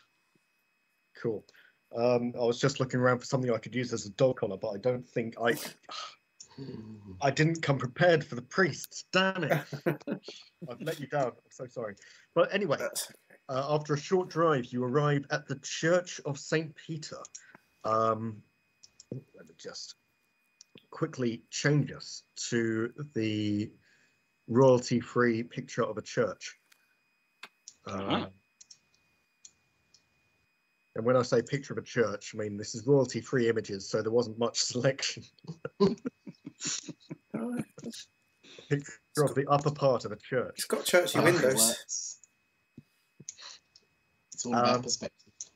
You arrive at the church. The doors are open. It seems quiet. Okay. It's Saturday still, isn't it? It is Saturday. It is Saturday. Okay. Fair enough. So, the denomination of the church, is that obvious from the sign? Christian. Okay. Yeah. We've narrowed it down to Christian. A Fair enough. Christian church. Okay. Sure, Methodist. Methodists. So, Is there any which you'd prefer? well, Methodist means there'll be no alcohol on site. Yeah, Methodist. Sure. Yeah. And plenty of helicopters. They And love plenty their of helicopters, Methodists. By the way, you drive past the helicopter. It's part of the University Green. Nobody's in it. Just stick with the car. To Sahara. And Yeah. please don't ask me specific questions about Christian denominations. Fair enough. No, I just didn't know if it was plot relevant, that's all. It's not. Fair enough. Okay. So, I think the reality is we're going to have to take a little bit of a wander around. Is there sort of a churchyard around it? There's a small churchyard around back, yeah. But Okay. it's sort of like a town church. It's doesn't have like a huge amount of grounds. Yeah, it's just sort of like nestled nicely within the buildings. It's got a little grass, little green out front, and you can walk around the back. And there's a very very small little graveyard. Okay. I always think there's sometimes information to be gained from graveyards. So I'm going to take a quick look and see if I can find out when the earliest and latest burial was there. Sure. Okay. Yeah, of course you can. The latest burial is within the year. It looks like a couple of months ago. And the earliest is, it's only about 15 years ago. You get the feeling that actually this is quite, I mean, if you look at the outside of the church building there, which it's a relatively modernish church. It's not an old church. Okay. Right. As he goes around the graveyard, Jesse will just say, "Oh, Terry, have you got any more hash browns?" I'm not eating in or next to a house of God. And then he takes a swig of his coffee. I meant for me. You would be. It would be good for you to start taking spiritual things more seriously, sister. You know me, brother. A woman of science. The line between the science and faith is a very fine line, sister. Okay. So I'm going to wander through between the pair of them, and do the Cagney and Lacey thing. That way. As we head off towards the actual church. Cool. Heading up the stone stairs to the church, the doors are open. Inside, you can see it's pretty much as you'd expect a church to be. There's 2 rows of pews. There's an altar at the front where you see a rather old man, and he's just sort of like wandering around, cleaning up a little bit. And he looks up and welcomes you in. And, hold on, let's see if this works with my very, very quickly DIY dog collar. It's amazing. No, it's not. That's pretty good, though. That's a good effort. Pretty good. Run off the cuff. I like it. I'm so good at asking questions about Zwingli and historical church figures like that now. Would you say you were more of a Lutheran or a Calvinist, Father? I'm not going to tell her. Please.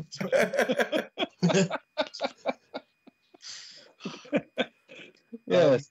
And, How do you feel about predestination and original says, sin? "Oh, well, come in. How can I help you?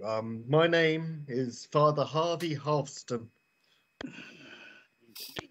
Well, that's a remarkable name. Thank you for the invitation. Everyone is welcome in the house of God. I've heard that. Yes, you have a very nice little church here. It new, is it? Fairly, yes. I've only been here a couple of years myself, but it's a lovely little town, nice people, and I try to do my best to be as helpful as possible. No, good man. I'm just wondering, because I'm kind of interested in church architecture and church history. Sort of just a little passion of mine. Do you have any idea where the people of this town went to do their religion before this church came about? Well, the town itself is fairly new. It's only really sprung up with the port, and as the port grew, the town grew with it. It's I'm afraid I don't know. Well, it may be that it's just too young a town, of course. Yeah. Anyway, thank you for assuaging my curiosity. I do appreciate that. Yes, there are a couple of things. We're investigating at the behest of the local police. We're not police officers, don't worry. But we've been asked by the local police to investigate an unusual occurrence. And when things happen that are inexplicable, I tend to think that you should really go and talk to people who are used to the inexplicable. You know, churchists. Jesse laughs. Terry looks very Nudges embarrassed. Terry. But the father laughs and says, yeah, I understand where you're coming from. It's a common thing these days. But I try to think myself as quite forward-thinking and modern as far as churches go, so as far as religion goes. So, but please, I am here to serve. Well, I have some questions about. Well, he's sort of a colleague, a contact. I wouldn't say a close friend, but someone I've known in the past, who works down at the university. Professor, my name has now got. I've lost him. What's the name of the professor? Shanklesworth, the missing one. Shanklesworth. Yeah, Professor Shanklesworth. I don't suppose you know the man, do you? I'm afraid not. No. Oh, that's inconvenient. Yes. Yes, I'm afraid that quite a few of the university lot don't really. It's university professors. They don't. Most of them don't have much truck with religion. So, we don't get many of them down here these days. Really, it's the way of the world. What about Dr. Barhooven? Yes. I see Dr. Barhooven every now and again. Nice chap. We have our own differences of opinion of where religion's going really and its importance. But yes, he's not a regular here. But yes, I know of him. Reverend. Father. Reverend Father. Father Reverend. Father Reverend. Please. Is there anyone in your congregation who maybe you haven't seen for a while that you would have expected to see? A regular maybe that may have fallen away or has just not been in the last few weeks? He thinks for a while.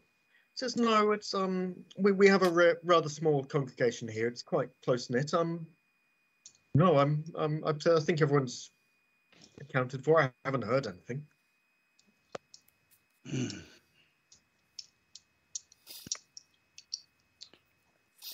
I don't suppose, Father, there's anything that you've seen this morning that has struck you as unusual. Well, to be perfectly honest, we don't usually have out of town visitors because I'm sorry. I'm assuming that you're from out of town. Yes. Yes. I have to say the strangest thing is that 3 out of town visitors walked through my door, asking, clearly trying to solve some mystery. Apart from that, I'm afraid it's a very boring town. I don't have much really. I don't think that I can offer you. Very well. I can offer you a blessing. Oh, if you could bless my coffee, that would be really handy. He laughs and says, "Oh, of course." And if you hold it out, he will bless it. Thank you. I will now stop holy drinking water that coffee in case I need to use it as holy coffee and throw it in the face of a demon. Holy coffee, good idea. Terry says, we're planning to be around for the weekend. If would I be welcome at service tomorrow? Oh, of course, you are all more than welcome. As I said, I'm quite forward-thinking. Even if you're not a Methodist yourself, Even if you're from another religion, if you're looking for a place to praise the Lord, then you are more than welcome here. And what time is your service tomorrow? The service starts at 8 PM or AM? a.m. Oh my goodness! Now I know why I'm not a Methodist. Well, that's very, very kind of you, Father. Thank you. I'm sure some of us will take you up on that. Oh, Yes, it would be a delight to see you. Yes. It's very welcoming sort of place. Thank you.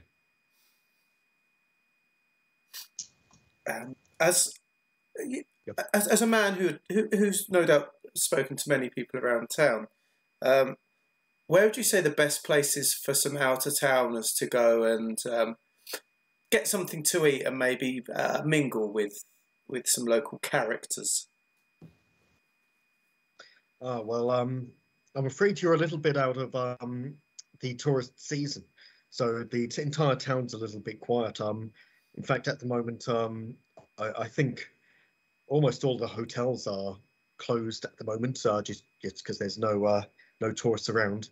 There's a McDonald's down the road, or there's a nice little Italian place which overlooks the beach and the sea. If you're looking for something a bit more sit down and posh, I highly recommend it.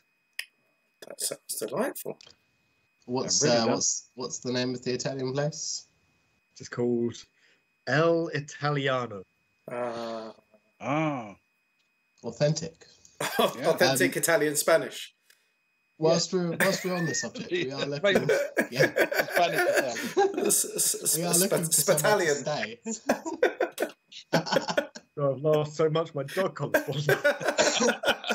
Yes, it's an interesting place. It's a Italian run by a Mexican. Oh, fusion cuisine, you know. fusion. That sounds delicious. They love fusion. Sounds like it has options. This will be a chance for Terry to try out his Spanish skills on the owner. Ooh. I could definitely go for a spaghetti taco right now. So yes, but maybe lunch would be our next logical stop. Yeah.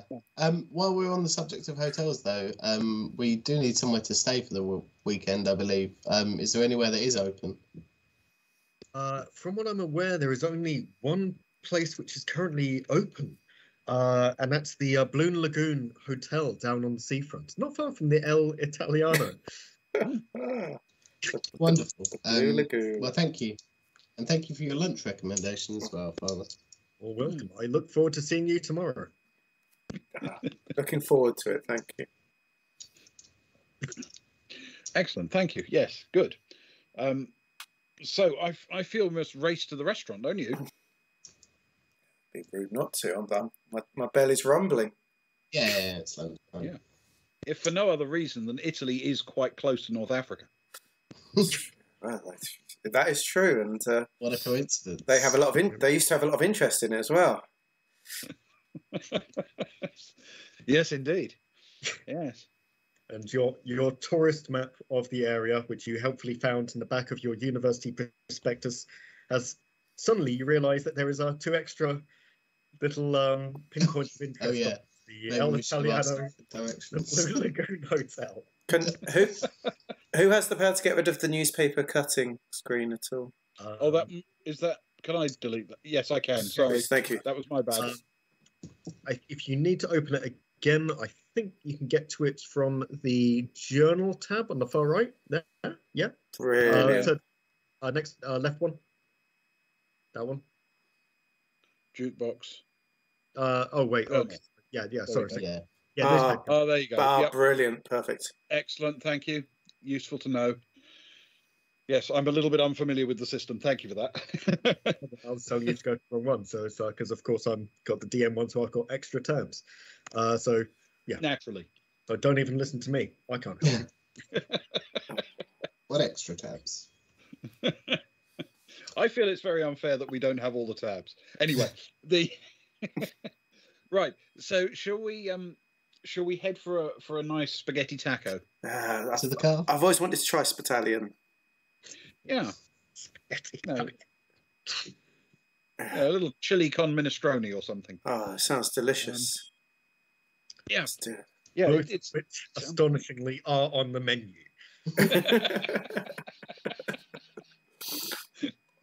well, to be fair, I've been to Rome, and people go a long way over there to see the Spanish Steps. So,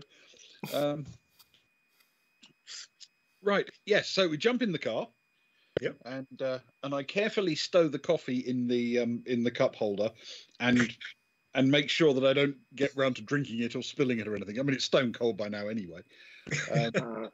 Might burn you. Yeah.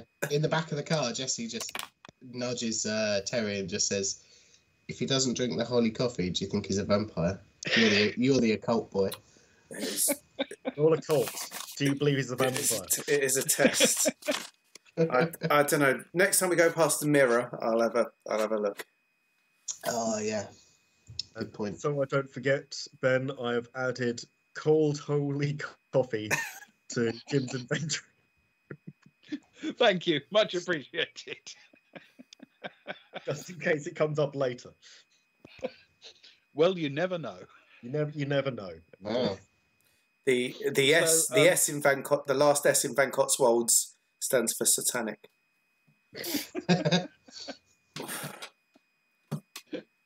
So yes, we are aiming for the restaurant, please. The El Italiano. Cool. Fantastic. Yep. You get there and it's pretty empty. It's out of season. The place is pretty much dead. All the students are away. There are no tourists. You easily get a seat and have a delicious meal of Spanish Italian fusion cuisine. Superb. Assuming that's what you want. Yes. They must have some amazing red wines there. Mm, Oh, that's true. good shout. So can we leave the car here and walk to the hotel? But actually, I'm not driving Excellent. anyway.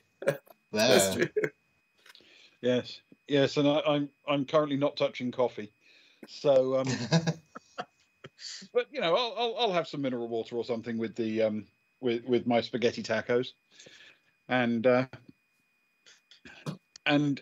yes, so I hate to say it, but I think that actually might be a good time to break this episode. Yeah. After a spot of lunch. Yeah. Having replenished our sustenance and covered one entire morning of our weekend. I feel this may become a series, which I'm quite happy about. I quite like that. Yes, so am I. I'm thoroughly enjoying this, and I quite like the idea of us being able to randomly role play silliness and not panic too much about the time. Before it becomes brutal, as Delta Green tends to. Mr. Lennon, are you happy to for this to continue as a series over the coming months? No.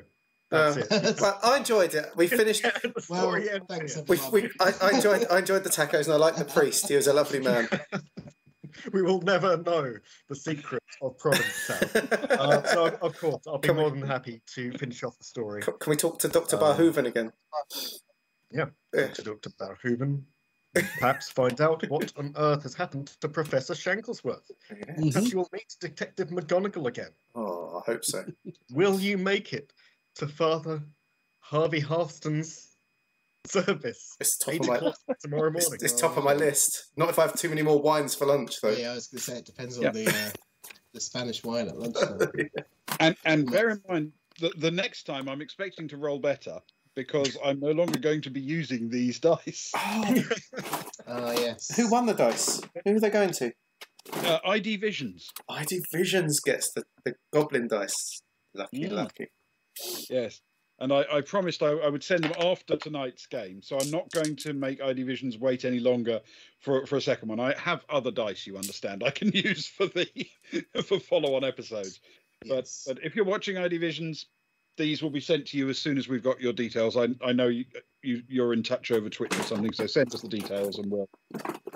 And they have rolled a 99, so they're good dice. They did actually roll a 99 this evening, which is probably good for some games, just not this one. Yeah. Definitely.